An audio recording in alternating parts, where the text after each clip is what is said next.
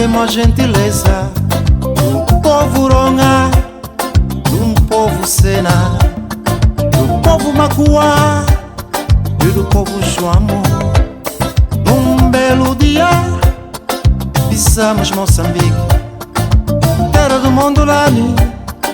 Vivemos a gentileza do povo Ronga, do povo Sena, do povo Macuá e do povo Joamo.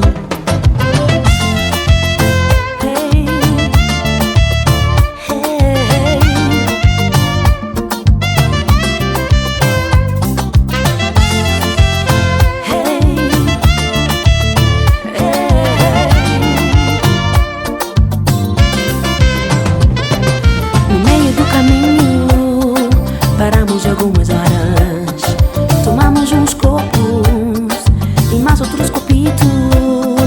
No meio do caminho, paramos algumas horas, tomamos uns copos e mais outros copitos. Quando pisamos a Moçambique, sentimos forte e grande sensação. Quando pisamos a Moçambique, sentimos forte e grande sensação. Crianças nos clamavam em coro, jovens velhos nos pediam autógrafos, fotografias em recordação.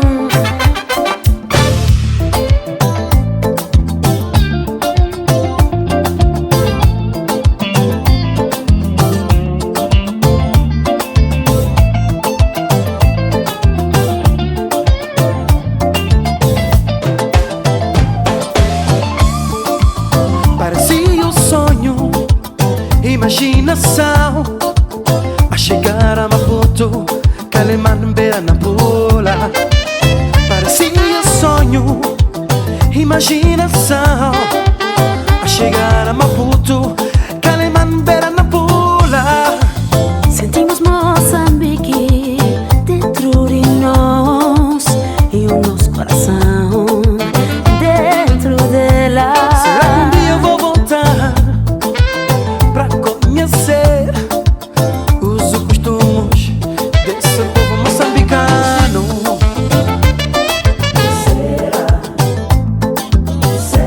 Será que um dia eu vou voltar?